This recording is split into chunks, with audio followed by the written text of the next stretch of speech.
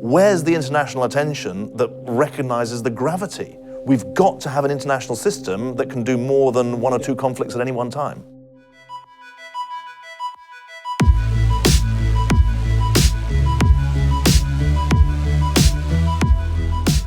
Hi, I'm Michael Moynihan, and welcome to Vice Meets.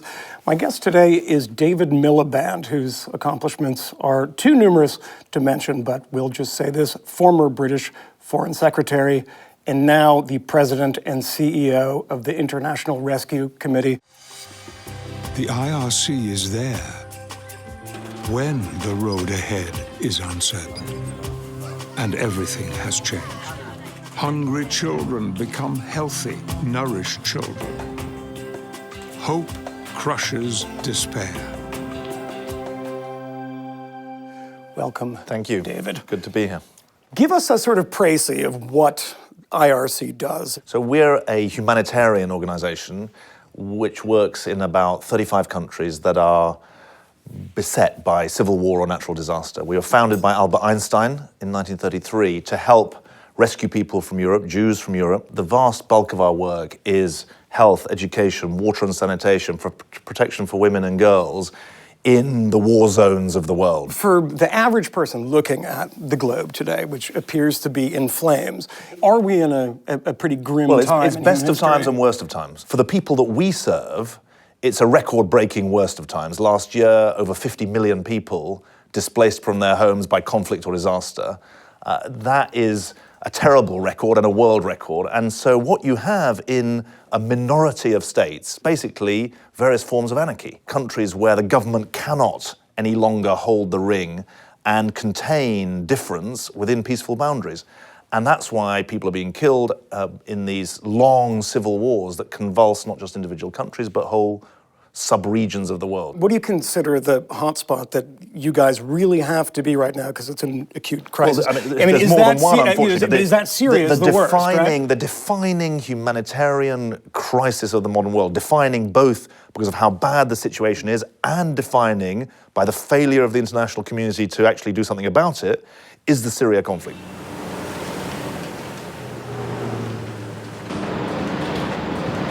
The shooting everything, shooting hospital, shooting just normal people, okay? That's a hospital for children, okay? But the Syrian regime considers the medical staff, the doctor, as a perfect target, as a military target. Why do you think that is? Because when you kill one doctor, you better than kill 1,000 fighters. 12 million people displaced from their homes. The third biggest city in Jordan is now a refugee camp. 1 in 4 people living in Lebanon are Syrians who are refugees. You'd have to say the Syria conflict is a defining conflict, but part of my job is to say, don't forget a country like Somalia. We're in Mogadishu, the capital of Somalia, which is a word that's become synonymous with war over the last 23 years because that's how long no government has controlled the entire territory of the country.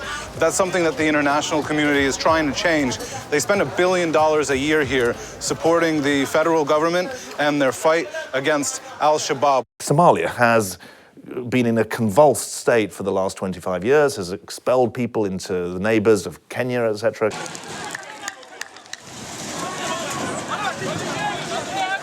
Nous manifestons pour câbler notre pouvoir. Nous ne voulons pas qu'il puisse toucher notre constitution. Nous ne voulons pas de notre constitution. Nous ne voulons pas de notre constitution. On refuse, on refuse, on refuse. You mentioned the DRC, the wonderfully misnamed Democratic Republic of Congo. The death toll there, if you look at it, and these sort of figures are all over the map, but there are upwards of 1 million people, maybe 1 million plus, that have died in a civil war in Congo. We don't hear about it much. You guys are on the ground there. Why don't we hear about these places very much? Well, because there aren't 1 million people being killed now. News today has a much shorter shelf life. Did we ever care about Congo, then? Well, I think we cared too late in the 90s. I think President Clinton has said that the conflict in Congo and Rwanda is his greatest regret of his presidency of the 1990s is the failure to intervene and do something about it. The international community, together with nations in Africa, must bear its share of responsibility for this tragedy as well.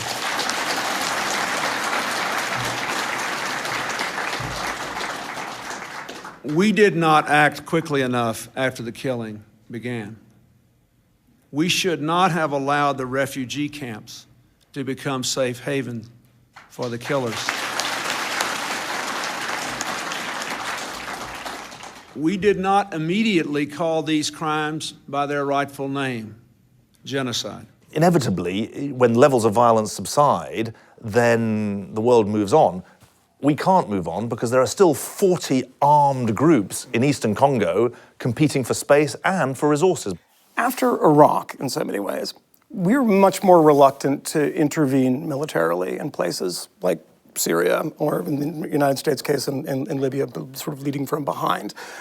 Do you see this as a unfortunate time and an unfortunate byproduct of Iraq, that we should be militarily involved in some of these places, because keeping our hands off doesn't seem to be working either? The shadow of the mistakes in Iraq and Afghanistan casts a long shadow. The truth is that you can find examples of interventions that have gone very badly wrong and non-interventions that have gone very badly wrong. We have to break out of the idea that because there is a military withdrawal, there has to be a humanitarian divorce or withdrawal as well. I think that there is a real danger that as the humanitarian crisis increase in number and complexity, it just looks too difficult. That is dangerous morally, to think that there's an option of withdrawing, but it's also dangerous, if you like, instrumentally, in that the point about a smaller world is that problems, if your neighbour's house is on fire, your house is on fire, and it does rebound. You know, you were working closely with Tony Blair when this deal with Libya was struck. I hear this quite a bit recently, and it's sort of depressing to hear sometimes, is that people say that, look, you know, I mean, Gaddafi, the La Belle discotheque bombing, you have Pan Am blowing up over Scotland. But, you know, he wasn't that bad at the end of the day, because when you destabilize places like this, you know, Assad might be a bastard, but he's not as bad as what's happening right now, what's filling that vacuum, which is ISIS. What do you make of people who say things like that? Just let these people be, and you'll have sort of a less of a humanitarian crisis. Well, I don't myself think you can start excusing the kind of violence and slaughter that you've talked about, whether by Gaddafi or by Assad. Once you start excusing that kind of activity, then you're in a very dangerous slope, I think. The question, though, is what do you do about it? And I think that the calculus has to be one that balances the risks of action, which there always are, with the risks of inaction. And there's no question, look, if you think that Libya's in a mess at the moment, imagine if it still had weapons of mass destruction. Imagine if the disarmament that Gaddafi did actually do after 2003, and I can't claim any credit for that. I was the schools minister at the time, so I'm not blowing my own trumpet here, but the fact that he did come into compliance with the international system means that one of the few remaining hopes for Libya is that it doesn't have the chemical and the other weapons that are that would be used by all the groups at the moment. Now, I think that in the Syria conflict, you've got a different situation where, frankly, it's unbelievable to me that nearly 4 years into the conflict, 200,000 dead, 1 million wounded, 12 million expelled from their homes, 3 million in the neighboring, 4 million in the neighboring countries. We're sitting there nearly 4 years in, and if I said to you, well, what's the political process that's trying to bring this to a close? Where's the international attention that recognizes the gravity of the Syria situation? It doesn't exist, is the truth. We've got to have an international system that can do more than one or two conflicts at any one time. لابد نحن المسلمين نحن الذين نريد أن نقيم شرع الله في هذه الأرض والله الذي لا إله إلا هو لا يقام شرع الله إلا بالسلاح. The speed and efficiency with which they advanced from Syria into Iraq caught the world and many of those reporting on it by surprise. Growing in numbers, its fighters have come from all over the world, all wanting to be part of the Caliphate, an Islamic state that now stretches through Syria and Iraq. And they say this is just the beginning. What is happening? If you look at President Obama's national security strategy, There's a lot of kind of soft talk, and it's not entirely clear what the United States and what the United Kingdom and what Europe plans on doing about this, if anything. What do you make of what is happening now? Is there some sort of concrete plan that you have any faith in to resolve the crisis in Syria? No, you know the answer.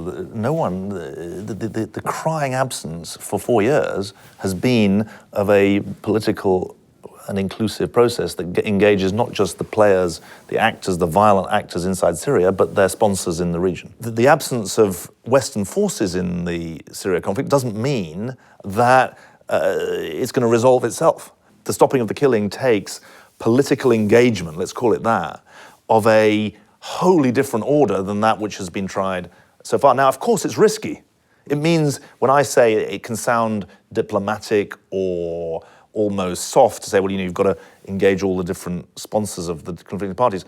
Let's be clear what that means. Iran is engaged in this conflict, so they're going to have to be engaged on this. Saudi Arabia is a player in this. So from the humanitarian sector, we don't step into politics.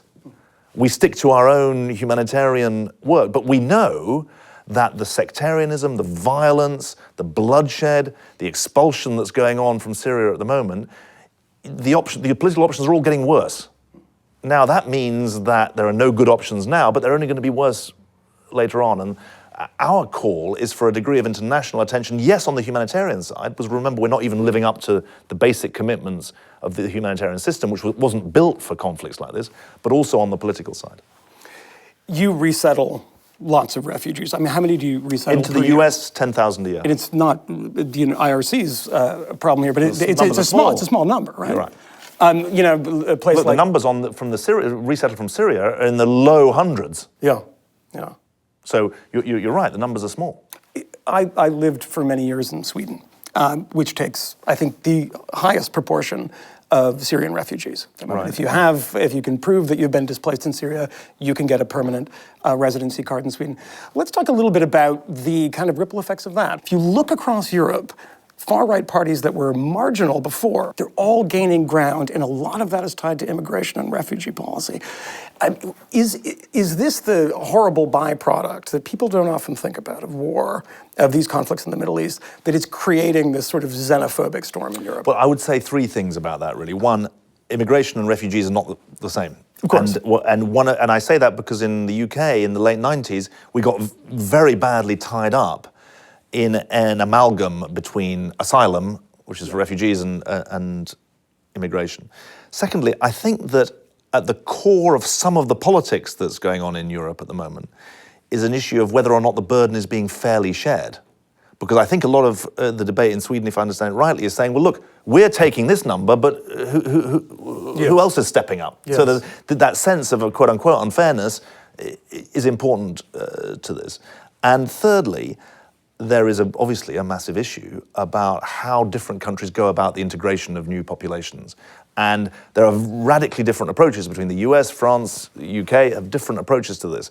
And given what happened with the Charlie Hebdo massacre, you can see why people are asking very hard questions about the way in which different countries go about the integration. I don't like the word assimilation. I think that suggests a sort of static identity and culture. But the integration process has clearly got to be much more successful. Now, you're right that European politics is fragmenting. My own instinct is that's a lot about the economic and social challenges that centre-right and centre-left parties and late industrialized societies face, but there's no ducking the big issues that are raised around immigration and refugees, although from our point of view, it's interesting in the polling, people do understand that if you're fleeing torture and persecution, then the majorities are pretty strong that you should have proper rights to be resettled. What people don't want is abuse of that system by people who are economic migrants as opposed to genuine refugees. Let's get back to the IRC here. What is 2015, where is a majority of the attention and resources going this year? So the top sort of 4 or 5 countries would be Syria and its neighbours. For obvious reasons, we've had a massive increase in the work that we're doing in West Africa, in Sierra Leone and in Liberia. Congo, Democratic Republic of Congo, remains our largest country program in Africa, bigger than the West African ones, obviously a much bigger country and important. Afghanistan and Pakistan, we published a report last year as the NATO troops pulled out saying, don't forget Afghanistan. We've been here before of military troops leaving and then of the humanitarian conditions being forgotten. Afghanistan was the 4th poorest country in the world in 2001. And don't forget the humanitarian conditions there. And obviously its neighbor Pakistan, you can't look at Afghanistan without Pakistan. So I would highlight those as being really important areas. And then I'd say there's a group of countries which often people have never heard of, Central African Republic. Small country, 4 million people, but massive slaughter going on at the moment, and no one really seeing it. A big country nearby, Nigeria, could become the biggest country. 175 million people live in Nigeria.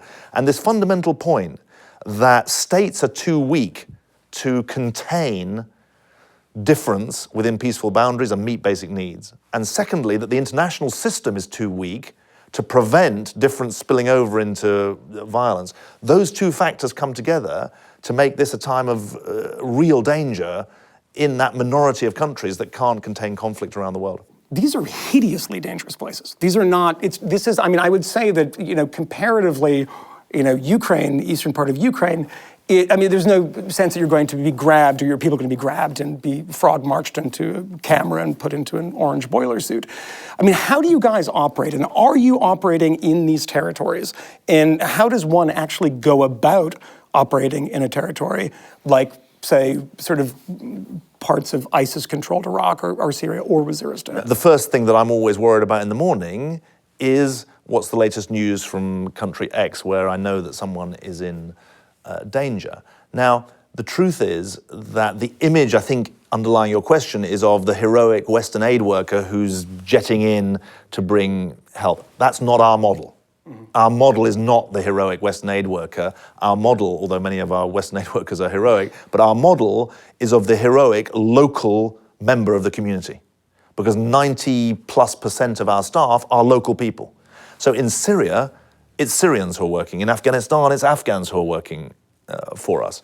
And But there is a danger, though, if they're working for your organization in a territory like this, to be accused. So let me come to that. But point one, the vast bulk of our staff are local people. Secondly, the biggest defense, and we've learned this before the Taliban, during the Taliban, after the Taliban, the biggest defense for our services is that they're valued by other local people. The fact that we provide services that people need is a warning to any group that's in control, also any government that's in control, it should be said, of an area, to say, look, these are valued local services. If you care about what people think of you, if you value the so-called hearts and minds, then that's important. So our best defense is that we're valued by the local community. Third, of course, we have to take security precautions and try and protect our people, but we can't protect them by sending in people with guns. That's not the way that we protect them.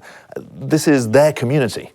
And their best defense is their local intelligence and knowledge about what's going on locally. Tragically, that doesn't mean it's foolproof.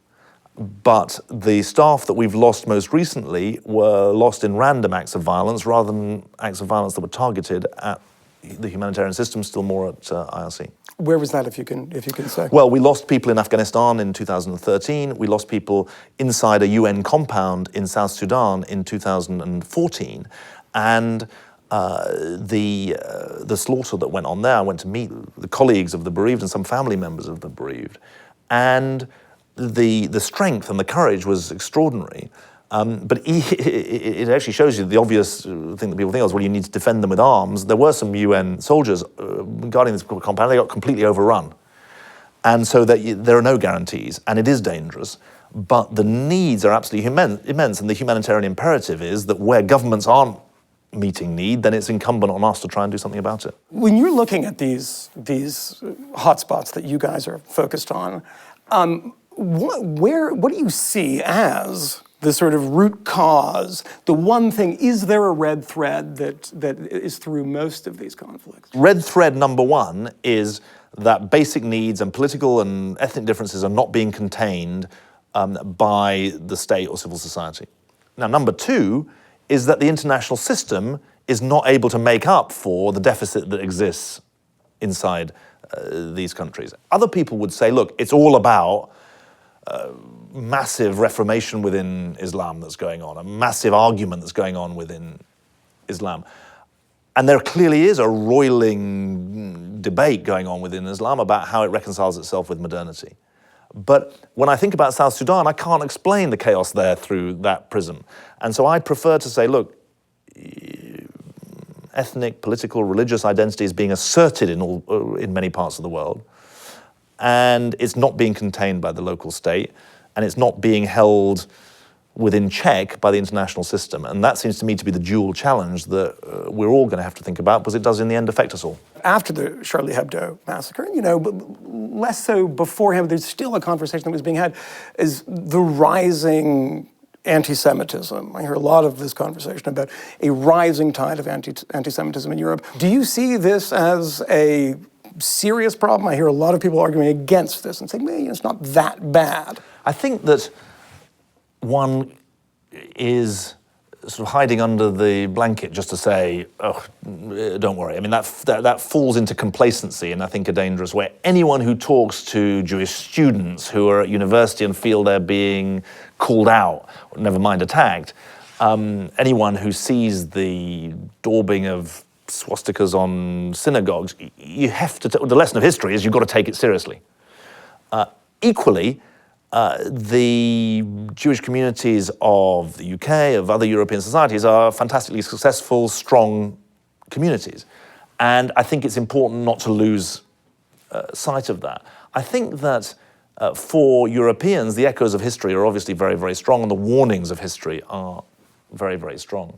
What's important, I think, is that we understand that this integration question, how we ask and require people to be full members of society without parking their faith at the door of society, which is, to me, what's important about a pluralistic society, is that it recognizes that you can be British and Jewish and at the same time. That's important, and that's something where I think the US has got quite a lot to teach. I mean, it is ultimately such a pluralistic society. It seems to me that the calls that Avi Meadow, the former chief rabbi of the UK, wrote in Wall Street Journal here the weekend before last, an incredibly moving piece on the occasion of Holocaust Memorial Day, or during the week of Holocaust Memorial Day, and he talked so openly and passionately about the need to reach across faith lines and defend any of those of any faith who are under attack, whether from within their own faith or from outside,